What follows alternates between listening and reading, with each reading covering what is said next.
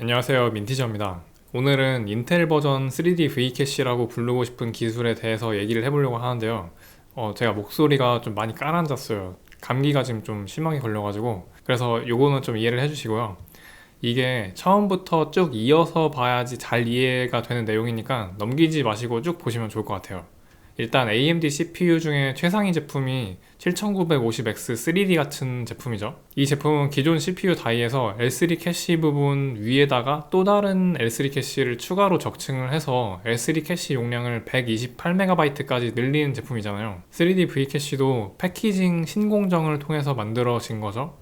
그래서 인텔이 앞으로 곧 내놓을 14세대 미티어 레이크에는 일반 소비자용 CPU로는 처음 들어가는 인텔의 후공정 신기술들이 좀 적용이 되는데요. 그 중 하나가 인텔에서 포베로스라고 이름을 붙인 기술인데 이게 AMD의 3D V캐시랑 되게 비슷해요. 그런데 AMD랑 약간 다른 점이 있다면 포베로스는 L3 캐시를 위에다가 올리는 게 아니고 아예 별도의 실리콘 다이를 올리더라고요. 그래서 오늘은 인텔 14세대 미티어 레이크에 들어가는 기술 여러 가지에 대해서 좀 말씀을 드려볼게요. 그런데 일단 미티어 레이크가 지금 상황이 좀 혼란스러운 것 같아요. 많이 알려지기도 한 루머가 지금 데스크탑용 미티어 레이크 CPU는 출시를 아예 하지 않을 거다라는 얘기가 좀 있거든요. 그런데 일단 데스크탑 CPU를 출시할지 안 할지는 제쳐두고 그냥 기술적인 얘기 위주로 좀 얘기를 해보려고 합니다. 미티어 레이크가 인텔의 일반 사용자용 CPU 중에서 최초로 적용한 기술이 좀 있어요. 먼저 MCM 구조를 처음 사용하는 CPU가 될 예정이에요. MCM은 멀티칩 모듈의 약자인데요. 이게 지금 라이젠이 사용하는 칩렛이랑 똑같은 방식이에요. 라이젠은 CCD 한 개의 사이즈를 좀 작게 만들어서 웨이퍼 수율을 올리는 효과도 가져가면서 동시에 최신 공정을 딱 사용해야 되는 부분에만 쓰고 굳이 최신 공정이 필요 없는 회로는 조금 낮은 등급의 공정을 써가지고 제조 원가를 낮추는 거죠. 그래서 라이젠에는 실제 CPU 코어랑 캐시가 있는 컴퓨터 다이랑 그리고 그 외에 입출력 관련 기능을 담당하는 IO 다이 간의 제조 공정의 차이가 좀 있어요. 그런데 미티어 레이크는 그걸 훨씬 더 세세하게 나눠서 제조를 할 예정인데요. 그렇게 여러 개의 칩을 붙인 MCM 구조를 인텔은 타일이라고 불러요. 그래서 루머상으로는 CPU 코어는 인텔 4 EUV 공정으로 만들어지는데요. 사실 인텔 4 공정이라는 거는 기존 공정 노드 네이밍으로 보면은 7나노급 공정이라고 보셔도 무방해요. 인텔이 사실 기술력이 없는 회사가 절대 아닌데 최근 몇 년 동안은 경쟁사들에 비해서 제조 공정 우위가 약간 낮아지게 된 거는 사실이긴 했어요. 그래도 절치부심해서 눈에 띄는 개선들이 많이 이뤄지고 있습니다. 그리고 미티어 레이크의 GPU 타일은 TSMC의 N3 공정을 쓴다는 말도 있었는데 결국에는 N5 공정으로 제조가 되는 것 같아요.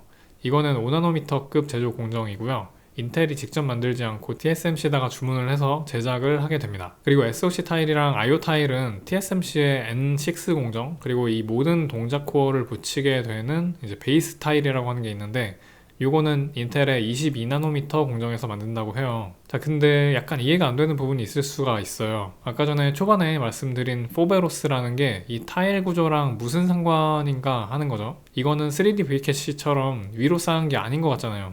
근데 인텔이 사용하는 타일이랑 AMD의 칩렛이랑은 결정적으로 큰 차이가 있어요. AMD의 칩렛은 CCD나 IO 다이 같은 거를 PCB 기판 위에다가 붙이고 연결을 하는 방식이에요. 실리콘 다이끼리 붙이는 형태가 아니죠. 실리콘 다이끼리 붙이는 방식을 쓰는 거는 3D V 캐시밖에 없어요. 그거는 컴퓨터 다이 위에다가 L3 캐시 다이를 직접 붙이는 형태거든요.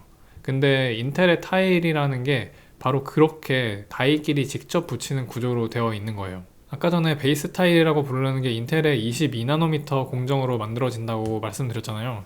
그 베이스 타일도 실리콘 다이거든요. 그런데 이 위에다가 다른 실리콘 다이, 그러니까 타일이라는 거를 물리적으로 붙인다는 뜻이에요. 그런데 그렇게 칩끼리 물리적으로 붙이면 뭐가 좋을까요? 일단 지연 시간이 훨씬 적어집니다. 당연히 PCB 위에다가 칩이 실장되는 형태보다 데이터가 이동하는 거리가 훨씬 짧아지니까 지연 시간 측면에서 좋겠죠. 그리고 또 전혀 다른 칩 여러 개를 붙여서 한 패키지 안에 넣어버리니까 공간 활용 면에서 엄청나게 좋아집니다. 만약에 CPU랑 GPU랑 메모리까지 싹 다 한 개로 만들었다고 생각을 해볼게요.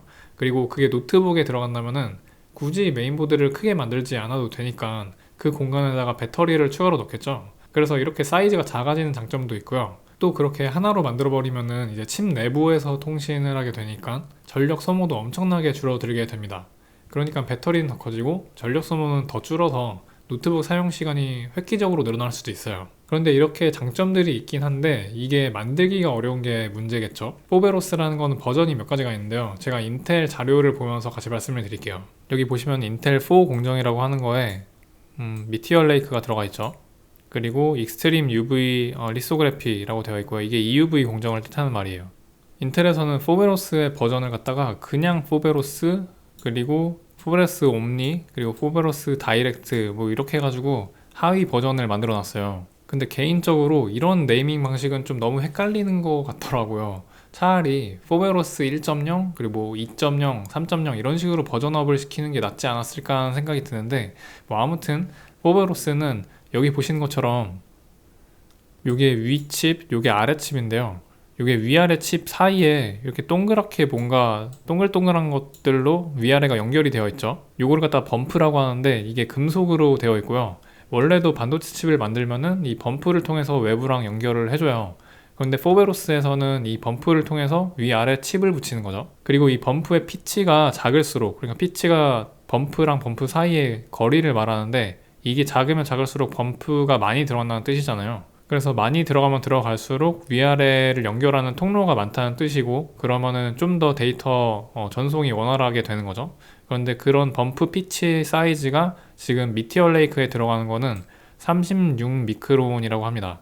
36 미크론이라고 하는 게 36 마이크로미터라고 말을 하는 거죠. 그래서 이게 일반 포베로스에서는 가장 작은 피치 사이즈고요. 그리고 오른쪽에 보시면은 여기 포베로스 옴니라고 있는데 요거는 이제 25 미크론까지 줄어들게 되고, 그리고 포베로스 다이렉트에서는 요게 10 미크론 이하로 된다고 합니다. 참고로 미티어 레이크에 들어가는 거는 요 포베로스, 그냥 포베로스 테크놀로지가 들어가는 거고요. 아직은 요거 옴니랑 다이렉트는 들어간 건 아니에요. 근데 포베로스 옴니라는 기술에 대해서 조금 설명을 드리면은, 요게 기존의 포베로스는 밑에 칩, 요거 밑에 칩보다 위에 칩의 사이즈가 클 수가 없었어요.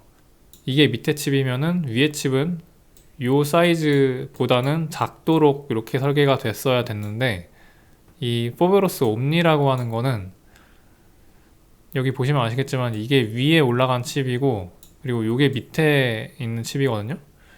그래서 위에 올라간 칩 전체 사이즈가 밑에 있는 칩보다 더 크게 돼 있잖아요.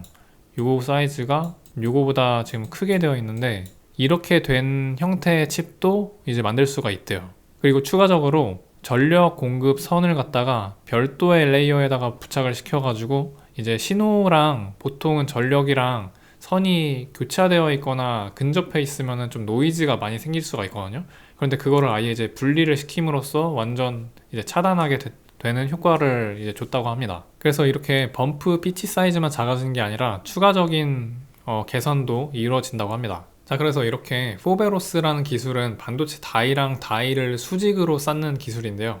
수직 방향 말고 양옆으로 붙이는 다른 기술도 있어요. 바로 EMIB라고 하는데요. 여기 보시면은 요 가운데 이렇게 들어가는 게 뭐가 하나 있죠.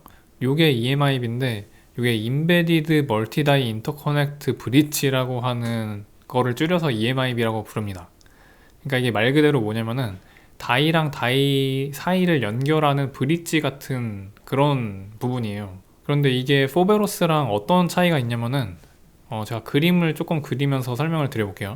자, 포베로스라고 하는 거는 아까 말씀드린 것처럼 어떤 다이 위에다가 다른 다이를 수직으로 붙여가지고 이 사이를 범프라고 하는 걸로 연결을 하는 거죠. 그러면은 요 다이 1번이랑 요 다이 2번이 통신을 하고 싶을 때가 있을 거잖아요. 그러면은 이 통신 방향이 요 다이 1번에서 출발을 해서 요 범프를 거쳐서 아래로 통로로 이동을 한 다음에 다시 칩 요거 다이 2번으로 도착을 하게 되면서, 이런 식으로 이 밑에 있는 요거를 3번이라고 할게요. 요게 3번이 베이스 타일이라는 건데, 요 3번 베이스 타일을 거치면서 이렇게 왔다 갔다를 하게 되는 거죠.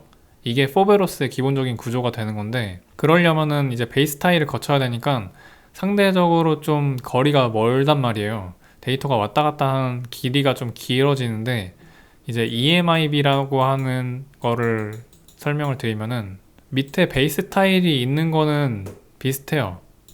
그런데 이 베이스 타일 가운데에다가 요게 EMIB가 들어가는 거예요.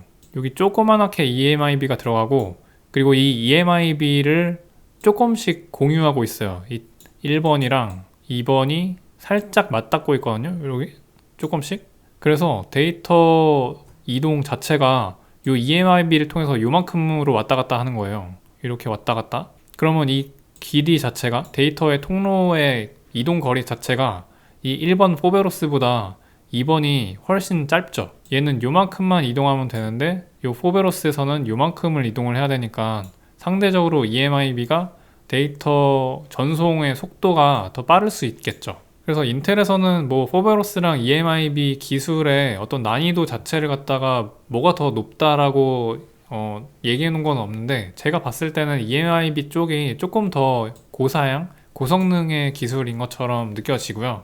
그리고 실제로도 이 포베로스는 지금 미티어 레이크에 들어가면서 일반 사용자용으로 사용이 되고 있는데, EMIB는 아직 사용이 안 되고 있거든요.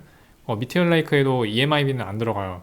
이 EMIB는 어떤 프로세서에 지금 사용이 되고 있냐면은, 들어보셨을지도 모르겠는데 폰테 베키오라는 GPU 기반의 AI 프로세서가 있고, 그리고 사파이어 래피즈라고 하는 인텔의 이제 제온 4세대 스케일러블 프로세서에 사용이 되고 있거든요.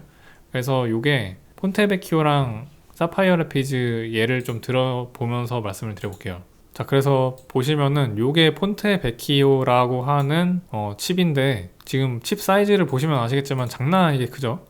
이거 전체가 하나의 칩인데, 여기 인텔 말로 하는 그 타일이라고 하는 게 수십 개가 들어가 있어요. 이거 수십 개를 연결을 해가지고 하나의 폰테 베키오 프로세서를 만들게 되는 거거든요. 이게 세보니까 47개 정도 된다고 합니다. 그리고 여기에 들어가는 이 주요한 타일 간에는 EMIB로 브릿지로 연결이 되는 거죠. 그래서 좀 보시면은 여기에 이렇게 주황색으로 칠해져 있는 부분 있죠. 이게 EMIB 타일이라는 거예요.